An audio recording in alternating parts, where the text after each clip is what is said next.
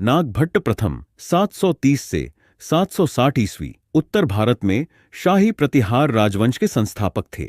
उन्होंने अपनी राजधानी उज्जैन से वर्तमान मध्य प्रदेश में अवंती या मालवा चोक क्षेत्र पर शासन किया। हो सकता है कि उन्होंने अपना नियंत्रण गुर्जर देश तक बढ़ाया हो, जिसमें वर्तमान गुजरात और राजस्थान के कुछ हिस्से शामिल हैं। उन्होंने सिंध से अरब आक्रमण को खदेड़ दिया, जिसका नेतृत्व संभवतः जुनैद इब्न अब्द अल रहमान अल मुरी या अल हकम इब्न अवाना ने किया था।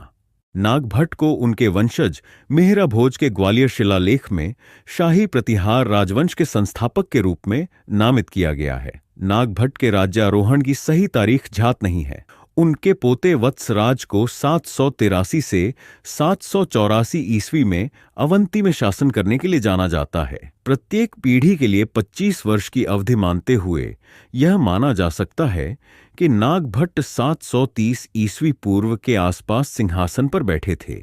ग्वालियर शिलालेख में राजवंश की उत्पत्ति का पता पौराणिक नायक लक्ष्मण से लगाया गया है। उन्होंने अवंती क्षेत्र में उज्जैन से शासन किया। जैन ग्रंथ हरिवंश सार 2384 में कहा गया है कि उनके पोते वत्सराज राजा और अवंती मिट्टी के पुत्र अवंतिभूव्रतीस थे। इसमें अन्य पड़ोसी राज्यों का भी वर्णन है, जिससे किसी को इसके स्थान के बारे में कोई संदेह नहीं रहता।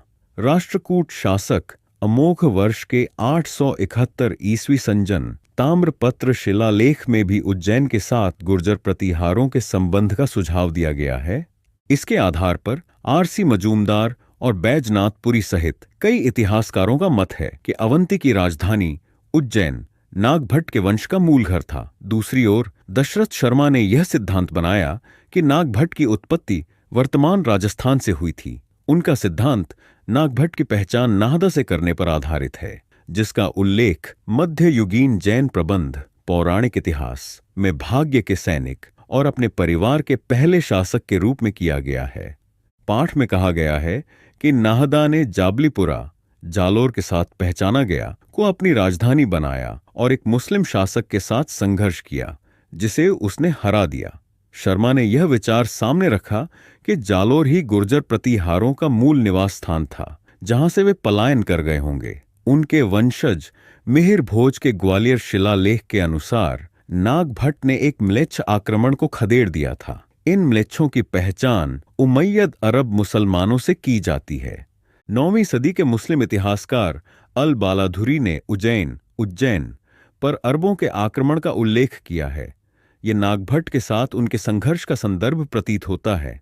आक्रमण का नेतृत्व जुनैद इब्न अब्द अल रहमान अल मुर्री या अल हाकम इब्न अवाना ने किया था, जो उमैयद खलीफा हिशाम इब्न अब्द अल मल्लिक के अधीन सिंध के एक जनरल और गवर्नर थे। अल बालाधुरी ने इन आक्रमणकारियों द्वारा कई अन्य स्थानों पर विजय का उल्लेख किया है, लेकिन उज्जैन के बारे में उन्होंने केवल यह उल्लेख किया है कि शहर पर आक्रमण किया गया था। ऐसा कहा जाता है कि अर्ध पौराणिक गुहिला शासक बप्पा रावल ने अरब आक्रमण को विफल कर दिया था।